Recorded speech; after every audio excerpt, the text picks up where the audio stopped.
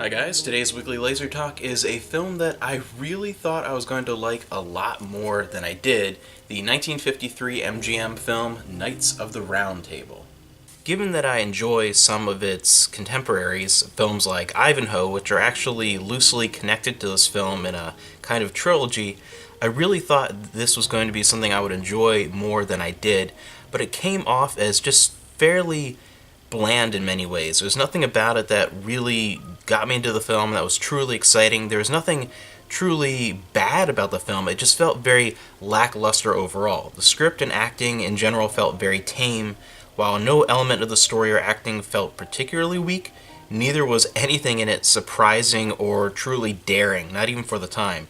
It was missing like a singular outstanding scene or a particular acting performance that really could have carried this from the level of a decent picture to a true classic. It just didn't have that one standout actor or actress, and there were some good actors and actresses in this one, but no one gave that one standout performance that would really stick in your mind, and there wasn't a single scene that would do that either, that would really just kind of draw you into the picture. It was just, everything was just kind of, it felt very by the book.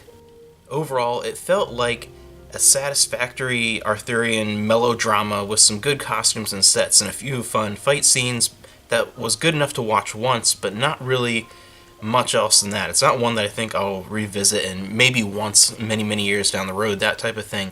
It was not bad in any respect. There was just nothing about it that I was expecting something that was on the verge of being a classic, that was like almost to that level, but it just wasn't. It just felt very, again, just a tame early 50s Hollywood feature pushed out by MGM. There's nothing truly spectacular or original about it, and again, there are other contemporary films in a similar vein that I found much more enjoyable.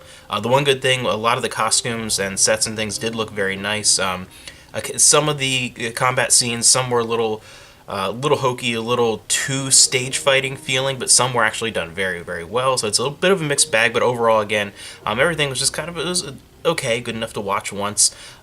As being in a fairly early Technicolor film, everything is draped in brilliant primary colors, very, very vibrant in that respect, and visually is probably one of my favorite elements of the film, the way everything looks.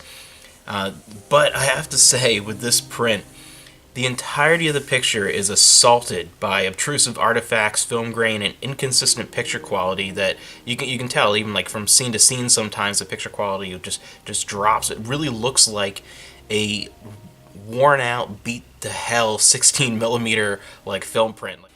It truly looks like no effort was put into cleaning this up and making it look nice for this home video release on LaserDisc. It really just looks like it was just put out there and just who cared, like it was just, and I feel like that's largely what happened with the movie itself. Again, there's nothing about it that is truly awful, but it just feels so standard, and part of that comes from seeing so many films tackling not just the same story, but even just similar story structures, a similar focus in the almost 70 years since then.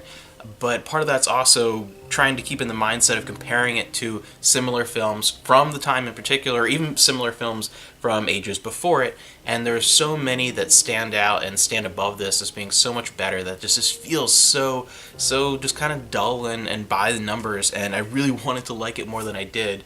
Again, visually, that's probably one of the better elements. It does have fairly good score. Again, it's the same thing though, where it's a good orchestra score that really fits the tone and style of the film, but there was never a single element, a single song, a single just music number at all that really stood out and was memorable. It's very forgettable, and that's kind of the whole experience I had with this film, was that it just kind of dull and forgettable, but not outright terrible. Something that if you like films from the period, or you like films of this this style, or you like films of this topic, like if you have any interest at all in any of those elements of the film, it's worth watching one time.